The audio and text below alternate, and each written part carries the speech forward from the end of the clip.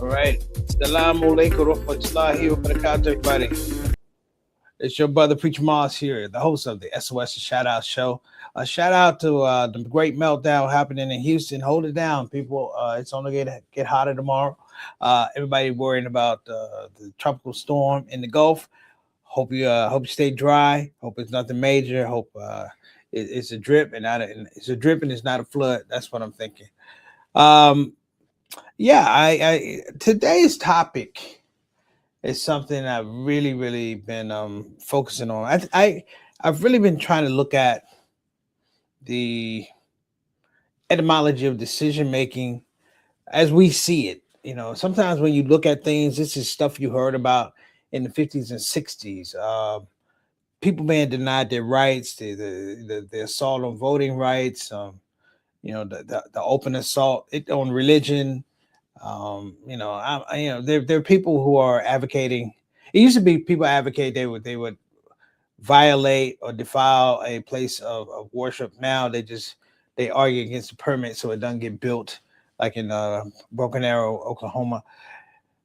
And I was sitting here and going through all of this stuff, and I looked at my group of people that I normally talk to about these things. And when I say the group of people I talk to about these things, what I mean is folks that have gone through this and have a larger repertoire in terms of experience. They have experienced it longer. So before I talk about voting, I would talk to somebody who is in the 70s, 80s, 90s about what it was to not be able to vote, to not have the protection of the law, things like that. Like my mother, my mother and my aunt, they're the golden girls. And they're in the 80s, alhamdulillah. And we're blessed because they're both, they're both ambulatory. They both have their wits. They can move around. But it hit me that while I'm blessed, there are a lot of people who are not blessed. And at current status, we have a deficit. We have a crisis in the fact that we don't have a lot of wise elders. Wise elders have moved off, if you will. I forgot to start Instagram. Sorry about that, fam. But wise elders have moved off, if you will. We don't produce our elders like we used to. When I say produce elders like we used to, meaning that we created a space for them. We had a space for them. They graduated from mom and dad and grandmom to the elder statesman, the elder woman person, and we celebrated elderhood. Does that make any sense? I'm making that word up.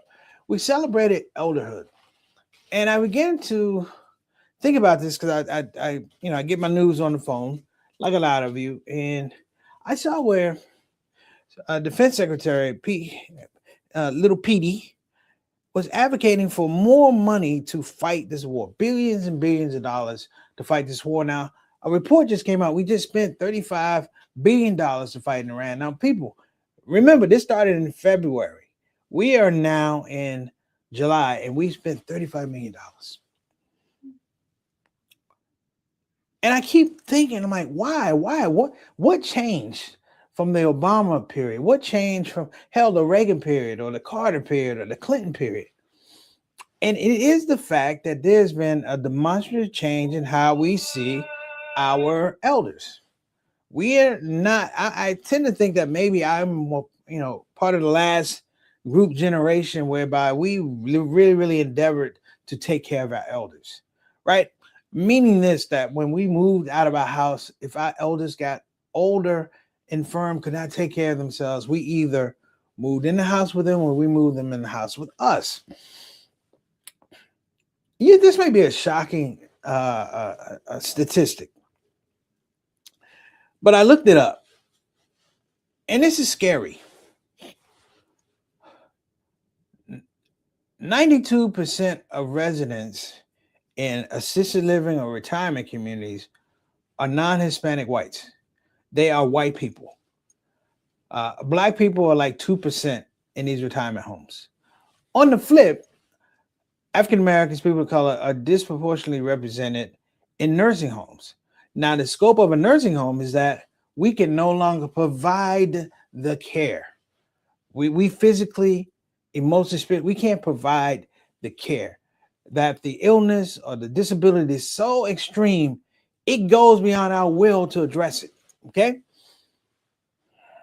And I started thinking about that, and I said, there's a correlation here, because with that loss, and we're going to go to break in a minute, with that loss of elders, the access to wisdom, motherwit, we now find ourselves in a deficit of common sense.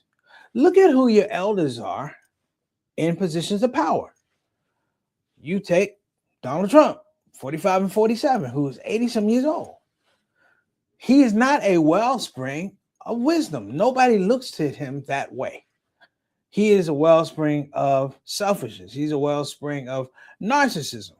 He doesn't have wisdom to share with the people beyond information I give you to make sure that you serve my needs. So I started thinking about that, and I said, this is a cultural war that we're not talking about, but it's a cultural war we're going to talk about today here on the Shout Out Show. Don't move. We'll be right back.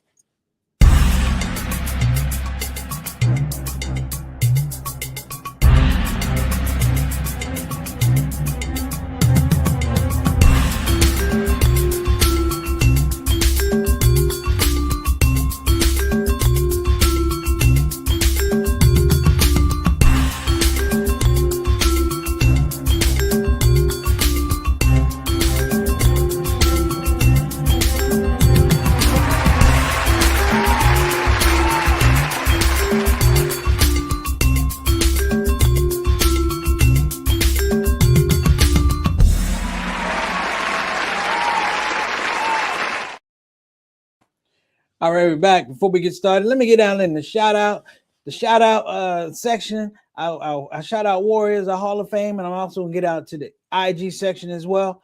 First up, we got Sister Reed. That turkey meatloaf was on hit. Thank you so much. We appreciate you. Shout out to Reed and her family. Next up, Brother Altaf Rashid, wa alaikum assalam rahmatullah barakatuh, all the way from Toronto, Ontario. One of our day ones, we call him Mr. 6 o'clock, straight up, straight down, our Canadian envoy to the show. Thank you so much for joining us, dear brother. Next up, and my little brother, wa alaikum assalam rahmatullah barakatuh, Johnny L. Thomas. JT, I think you're going to like this episode, man. I think I'm going to get down on this one. Thank you so much for joining. As always, much love, and we appreciate your support. Next up, Brother Eric. How you doing, brother? From South Kakalaki. Wa alaikum assalam rahmatullahi wa barakatuh. Good, sir. Good to see you in the house today. Thank you so much. And Permissible Laughter. It says Permissible Laughter. That, of course, is our executive producer of the Shout Out Show, Sister Santana Whitfield, without whom I'd have to use all these hands to make sure this stuff works. Thank you so much for working the back end for us, Sister Santana. We appreciate you. Let me jump over to those on Instagram. We got quite a few. Think Wahid 90. What's going on, beloved? Assalamu alaikum warahmatullahi wabarakatuh. Prayers up, man. I hope things are going well with the family. I heard some stuff, but I hope everything's go. Hey, but I know Imam Kasmak, man, you can't. That's my man, brother. What you talking about? I know you. Shout out to Samir East and Jabril Howe, all the way from Jabril's out of Charlotte. Samir is out of Florida. Both of them two stand-up solid dudes, man. Appreciate you. And of course, man, Brother Bilal and his queen, Sister Sonia, daughter Salahuddin. Wa alaikum assalam rahmatullah barakatuh, brother. Thank you so much for joining us, supporting the show. And Sister Janaea, how you doing? Welcome to the Shout Out Show. I hope you enjoyed that little blurb yesterday. You were right. That joint was hilarious. Thank you for your support.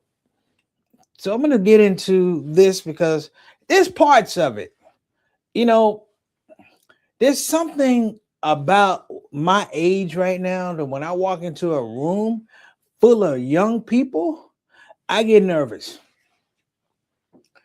And what I get nervous is I think that room full of young people, and I may be playing on my mind, that room full of young people don't want old people around. They don't want old heads around. They don't want to be told And here's the deal. Like I said, I'm part of that group where we learn to respect the elderly at a very young age, and then we grew with them.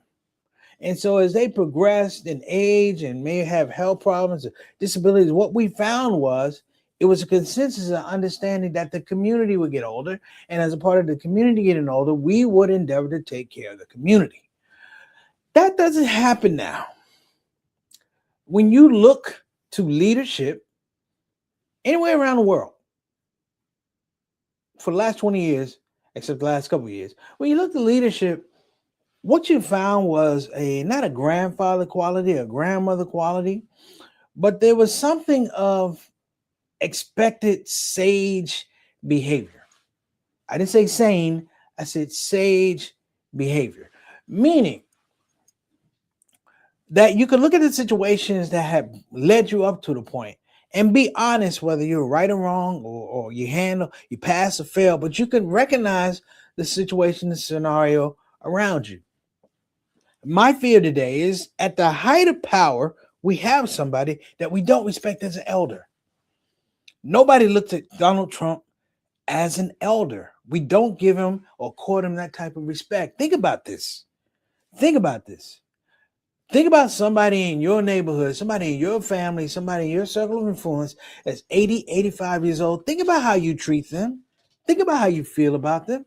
When you turn on the State of the Union, you watch Fox, you look at this man, you don't feel that way.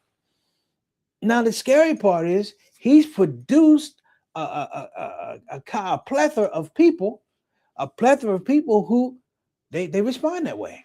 If you look at MAGA, MAGA is very, very young. You don't see old people in MAGA. Let me break this down. So, Tana, check this out.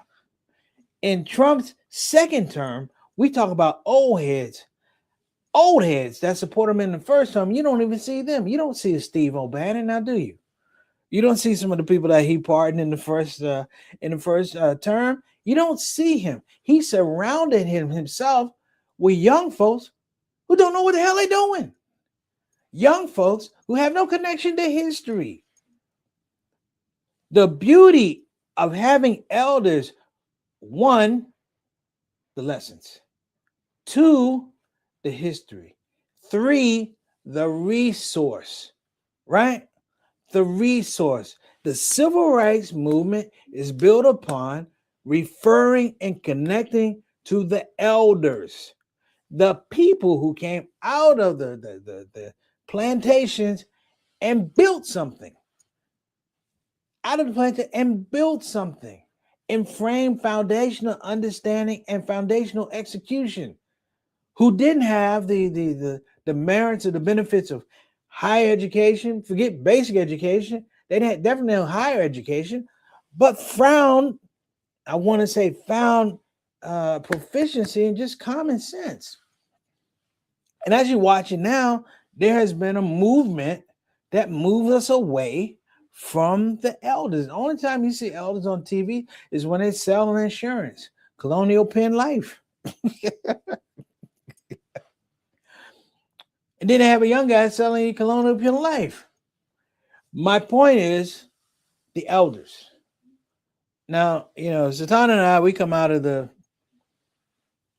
W.D. Muhammad community, and we know what it was when Imam Walter D. Muhammad passed away.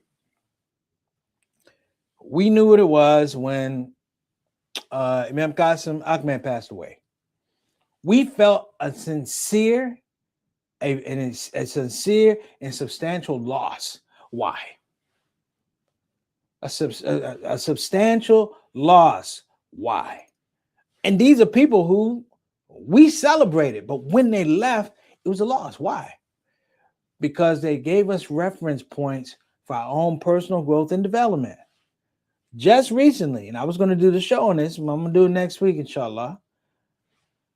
Several weeks ago, not too distant and not too far in the past, we lost Mother Khadijah from the Nation of Islam. Allah blessed her to be 90 years old. The minister is 94 years old. But I'm here to tell you, if you didn't have a profound sense of loss when she left, it's almost like you don't have a soul. It's almost like you haven't been looking at your life in real time as a Muslim here in the United States. And it's not that she lived 90 years old. She lived a purposeful life at 90 years old. When we think about parents, what is it that draws us to our parents? Seriously, what is it that draws us to our parents? What makes us go seek the advice and wisdom of our parents? Hey, listen, when I lost my pops, I admit I was lost for about a year because I was spoiled to talking to me every day. But let me frame this.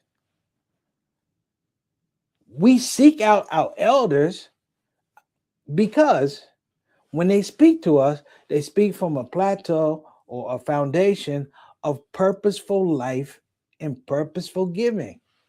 Do you know how important purposeful life is? When I watch, listen, Lindsey Graham just passed away. Lindsey Graham passed away. We're not even talking about him right now. You know why? Because people question, what was Lindsey Graham's purpose? I was telling my little one today about, people gave me they gave me a shot in comedy. And you can mention George Chappelle, you can mention Damon Wayans, you can mention George Lopez, you mention all these people. But it's interesting. It's the folks who, the regular folks that just are able to do extraordinary things in our lives. The guy who gave me my breaking comedy is a guy named C. Cardell Willis. May Allah be pleased with him. He was a handyman, maintenance guy at Jackie Robinson School on 27th and Hour, Milwaukee, Wisconsin, who shaped my comedy career by making sure if I got on stage, it was only with the promise and the commitment and giving my word that I wouldn't drop out of college. You don't hear these stories anymore. I don't know if it has to do with the fact that we are just addicted to we're addicted to the extreme. We need the big picture. We need exhilaration, titillation. I'm not sure what it is, but the scary part is when you move away from the elders, and this is what I'm talking about, in search of wise elders, because when you move away, there's a disconnect. When I look at MAGA, it's almost like a child who's been left, not lost in the mall. You were left in the mall. You weren't lost. You were left. Think about this. With African American communities, the health disparity frames that we have extended exposure to mother wit. That when our loved ones get really, really sick, we hold on to them.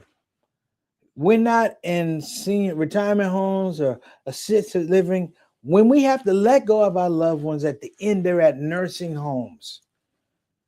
Because what they need, their physical needs, the health needs are beyond what we're able to give as families. That we provide months and years of unpaid critical care to our loved ones is something, it should be studied. We don't even talk about it. There's times when people in my space say, hey man, I can't do that. I got to take care of mom.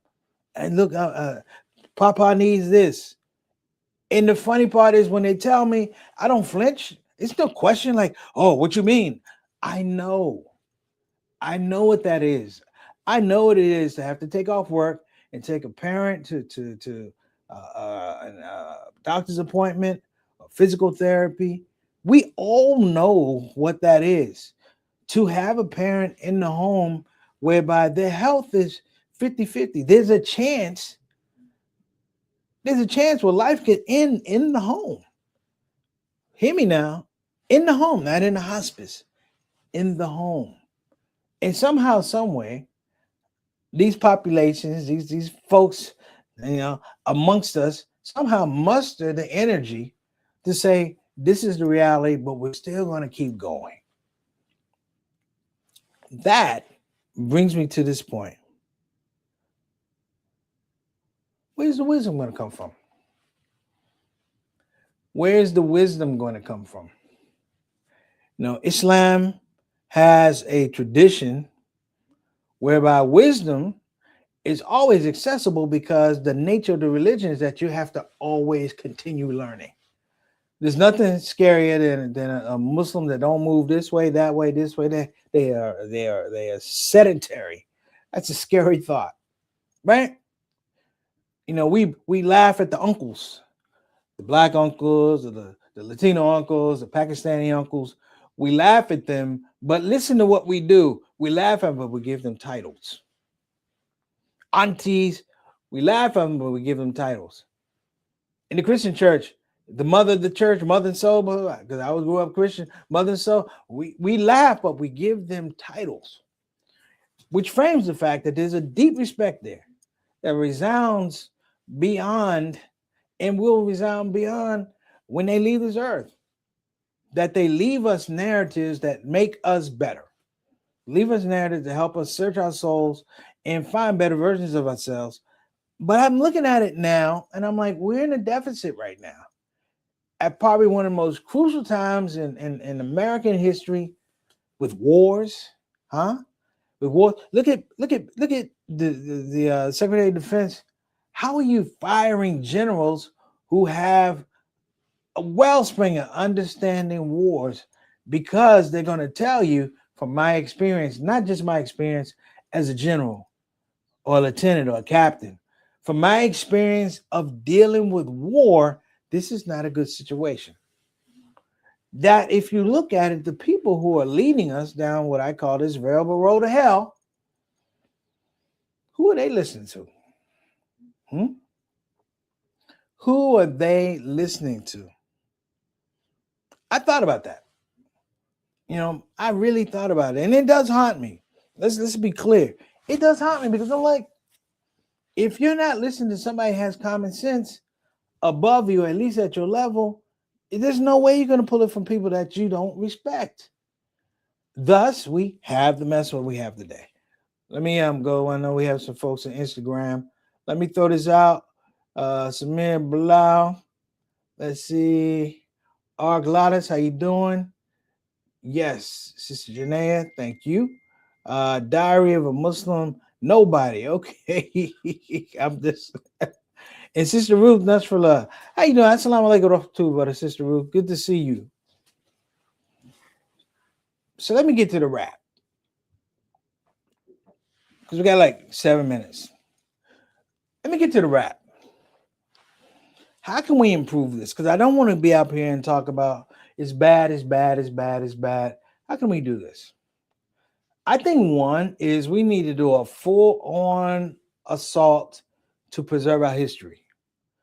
If you notice, there are tangentials and little events that peck away the history. They peck away the side, the little pieces of it, not the major part of history, but the fringes. Because what I've realized is, as a society, people nibble on the fringe. They don't look at what the whole picture is, right?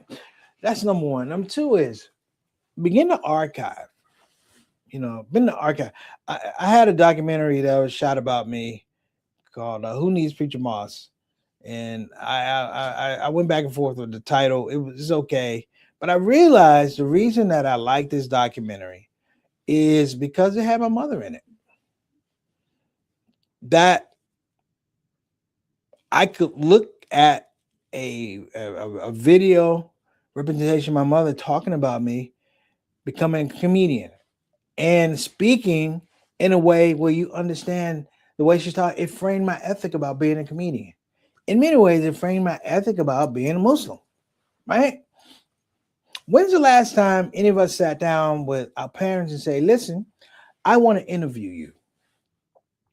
I want to take a phone, put a microphone in, put a mic on you, and let's just talk about how you got to be you. Let's talk about how God endowed you to be able to do all these things, including have children, including have a career, including deal with all the misnomers and the misstarts and the craziness of the world and the chaos of the world, to find peace, and not only find peace, but be able to create a space for your children, for your family. When's the last time you did that with your mom or your dad? I remember I had an assignment. This is funny. It's true. I had an assignment. in school, and I had to talk about the Great Depression. Listen to me, I had to talk about the Great Depression. I remember going to my grandfather, and I said, "Granddad, what did you do in the Great Depression?" He said, "When was it?" I told him. He goes, "Oh, I didn't know there was no depression." He said, "Black folk were doing so bad, we didn't know there was a depression." He said, "That was white folk killing themselves." No, okay. Why is that funny to me? Because it does give me a historical narrative, but I'm looking at him and I'm realizing, you know what? What he just said to me was such a dope narrative about Black existence, Black personhood, Black agency. Back when you didn't have the protection of law, you didn't have the benefit of education. White supremacy was the rule, not the exception. You know what I'm saying?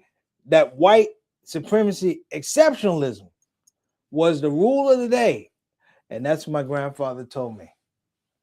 And I look at him like, there's so many stories, just the migration stories. JT's dad, Mr. Thomas, may Allah bless him. He told me about the migration of coming from down south up to Milwaukee, and it was freaking fascinating. It was fascinating because if I don't get a chance to talk to him, of course, I don't meet JT. I met his father before I met him, but this man told me about what it was to come to Milwaukee, off a bus and make a way. The stories that my mother told me about the civil rights movement, and my aunt is in the movie Eyes on the Prize. Listen, talking to them about what it meant to see King on the monument, to see King, give the I Have a Dream speech, knowing that this was going to change him now, it's going to change history. How many events have we really been a part of where we literally watched the needle on history change? I had the blessing of going to, the Million Man March, right? I was blessed to go see the Million Man March. As amazing as it was in terms of symbolism, let's be honest, it didn't really move the needle for the Black community. It was a show of solidarity, but it wasn't a show of, political will. It wasn't a show of social competence. It was a show, but it didn't move. It was supposed to be, atonement. What did we atone for? Were our actions as deliberate they were to get to Washington D.C., did the idea of atonement change our communities? Man, to a lot of us say no, and that's just being honest. So let me get to the wrap here. If you get a chance, if you got an auntie, if you got an uncle that's older than you, especially if you're in your 40s or 50s, and they still here, first, make the dua for them. Second, if they still have the capacities and the faculties, give them a call and ask them for wisdom. Ask them to share wisdom. Don't let it just happen. Share it. Ask them to be deliberate about sharing their wisdom to you. And I can't say that society is going to be a better place, but I think we can find in that conversation the opportunity to be better versions of ourselves. All right, everybody, I'm Preacher Moss. That's the Shout Out Show. I will see you guys next week, inshallah. Assalamu alaikum wa rahmatullahi barakatuh. All right.